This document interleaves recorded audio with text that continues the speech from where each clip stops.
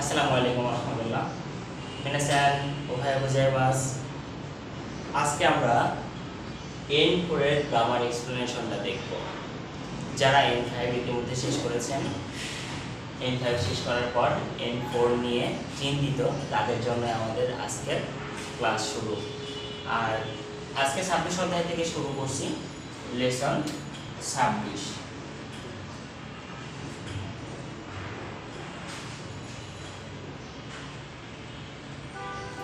আজকে লেসন 26 এর যে গ্রামারগুলো রয়েছে সেগুলো আজকে দেখাবো। আজকে প্রথমে এটা লেখা রয়েছে যে নদেশ দিয়ে গ্রামারে কিভাবে নদেশটা ব্যবহার করতে হবে। এখন নদেশের কিছু কন্ডিশন রয়েছে, যেমন রোল 1 এর মধ্যে লেখা হয়েছে নদেশ কোনো কারণ জানতে, বিস্তারিত জানতে, গুরুত্বপূর্ণ তথ্য জানতে বা জানাতে নদেশ ব্যবহার করতে হয়। এখন এটা আমরা ব্যাখ্যার মধ্যে গেলে আরো বুঝতে পারবো। তার মানে কি কি করতে হবে? কোনো কারণ জানতে চাওয়া, আপনি কেন আসেন নাই, কেন খাবেন না, কেন যাবেন না, এগুলো হচ্ছে কারণ জানতে চাওয়া। বিস্তারিত জানতে, যে এটা আমি ঢাকা থেকে কিনেছি, কোন জায়গা থেকে কিনেছি, কিভাবে কিনেছি, এটা হচ্ছে বিস্তারিত জানা। গুরুত্বপূর্ণ তথ্য জানতে, যে কেন দেরি করছেন, এটা হচ্ছে গুরুত্বপূর্ণ একটা তথ্য, যে আপনার দেরি হওয়ার কারণে কোনো কিছু মিস্টেক হয়ে যেতে পারে। এই জন্য গুরুত্বপূর্ণ তথ্য জানতে বা জানাতে আমাদেরকে নদেশ ব্যবহার করতে হবে। যেমন আমাদের উদাহরণগুলো অলরেডি এখানে লিখে রেখেছি, তার আগে আমাদের বইতে একটা বক্স অলরেডি লেখা রয়েছে। যেমন আমরা দেখলেই এরকম একটা বক্স দেখতে পাবো। ঠিক এই বক্সটা আমরা এভাবে এখানে লিখে রেখেছি। এখন এটা দেখব। ভার্বের প্লেন ফর্ম, তারপর নদেশ। ভার্বের প্লেন ফর্ম হচ্ছে কি? ফুলস্টপ ফর্ম, যেটা ডিকশনারি ফর্মকে বলা হয় প্লেন ফর্ম। প্লেন ফর্মে নেওয়ার পর তার সাথে নদেশ ব্যবহার করা হবে। যদি বলি তাবেমাস, তাবেমাসের ফুলস্টপে কি হবে বলেন তো? তাবেমাস, তাবেরু। This is the dictionary form.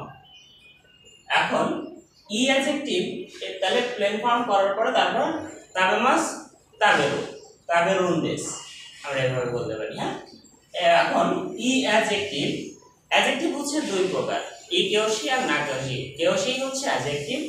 এখন আমরা জানি জাপানিজ ভাষায় দুই ধরনের অ্যাডজেক্টিভ রয়েছে, একটা হচ্ছে ই অ্যাডজেক্টিভ আর একটা হচ্ছে না অ্যাডজেক্টিভ। এখন ই অ্যাডজেক্টিভের প্লেন ফর্মের পরে নদেশ ব্যবহার করা হবে, না অ্যাডজেক্টিভের প্লেন ফর্মের সাথে নামদেশ ব্যবহার করা হবে। তার মানে যেটা আমাদের নাউন আর না কেওশি, আমরা জানি সব সময় নাউন এবং না কেওশির পরিবর্তন একই রকম। তাহলে না অ্যাডজেক্টিভের প্লেন ফর্মের সাথে কি যাবে? নামদেশ। ঠিক নাউনের সাথেও নামদেশ ব্যবহার করা হবে। এখন এই উদাহরণগুলো একটু দেখে নিলে আমরা ক্লিয়ার বুঝতে পারবো। এই উদাহরণের মধ্যে অলরেডি আমরা লিখে রেখেছি যে আমেগা পড়তে ইরুনদেশটা, বৃষ্টি পড়ছে কি? আমেগা পড়তে ইরুনদেশটা, বৃষ্টি পড়ছে কি? তার মানে আমরা একটা কারণ জানতে চাইছি, তাই না? বৃষ্টি পড়ছে কিনা। এখন দ্বিতীয় নম্বর উদাহরণে লেখা রয়েছে তাতোয়েবা হচ্ছে উদাহরণ, নিবান তাতোয়েবা দোকোকারা খাত্তানদেশটা, কোথা থেকে কিনেছো। এখন এটা কি? বিস্তারিত জানতে যাচ্ছে যে কোথা থেকে কিনেছো, দোকোকারা খাত্তানদেশটা। এরপর দোস্তে অপরিতানদেশটা, কেন, এরপর দোস্তে অপরিতানদেশটা, কেন দেরি করেছো। কেন দেরি করেছো, এটা কি? গুরুত্বপূর্ণ তথ্যটা জানতে যাচ্ছে। এখন এই কন্ডিশনগুলো অ্যাপ্লাই করার আগে আমাদেরকে কি কি করতে হয়েছে? পড়তে ইমাস, পড়তে ইমাস হচ্ছে বৃষ্টি পড়া, আমি পড়তে ইমাস, বৃষ্টি পড়া। এখন ইমাসকে আমরা কি করছি? ফুলস্টপ ফর্মে নিয়েছি, ডিকশনারি ফর্মে নিয়েছি। ডিকশনারি ফর্মে নেওয়ার কারণ হচ্ছে ইমাস মাস বাদ দিয়ে রু, ইরু, তাহলে ইরুন দেশটা। এরপর দোকোকারা খাত্তান, খাই মাস মানে কেনা, এটা আমরা কি করলাম? তাকেই করলাম, তাকেই করে তারপর নদেশ ব্যবহার করলাম, দোকোকারা খাত্তান দেশটা। এরপর দোস্তে অপরিতান দেশটা, কেন দেরি করেছো, এটা আমরা অপরেতা,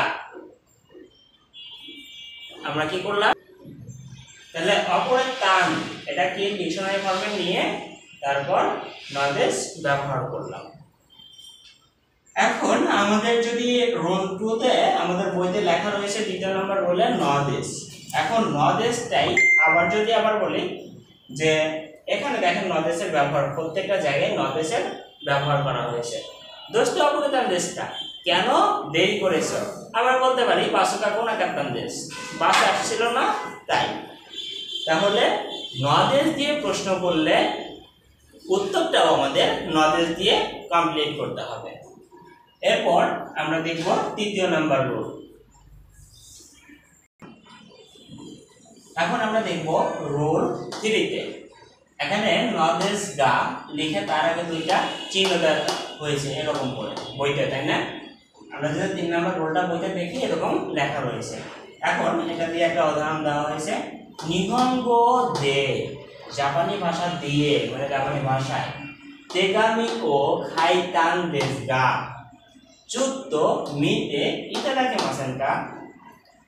জাপানি ভাষায় রিপোর্ট তেগামি চিঠি লিখেছি তাই একটু দেখে দেবেন কি দয়া করে, তাই না? এখন এই যে এই ভাষা দিয়ে লিখেছি তাই, এই কথাটা তাই বোঝাইতে নদেশ গা ব্যবহার করা হয়েছে। তাহলে জাপানি ভাষায় চিঠি লিখেছি তাই একটু দেখে দেবেন নাকি দয়া করে, এই কথাটা ইতাদাকি মাসেনকা অলরেডি আমাদের আরেকটা গ্রামারের মধ্যে রুলের মধ্যে রয়েছে, রুল 4 এর মধ্যে। ইতাদাকি মাসেনকা হচ্ছে আমরা কুদাসাই থেকে পরে কুদাসাই করেছি মানে দয়া করে, কাউকে ওভারপ্লাইড করে বলার জন্য, ভদ্রতার সাথে বলার জন্য ইতাদাকি মাসেনকা ব্যবহার করা হয়। যেমন কুদাসাই ব্যবহার করেছি, কুদাসাই মাসেনকা ব্যবহার করেছি, এখন কুদাসাই মাসেনকা তার সাথে ওভারপ্লাইড হচ্ছে ইতাদাকি মাসেনকা। এখন এই ইতাদাকি মাসেনকা অলরেডি আমাদের এখানে ব্যবহার করা হয়েছে, এই জন্য আর উদাহরণ দেওয়া হয়নি।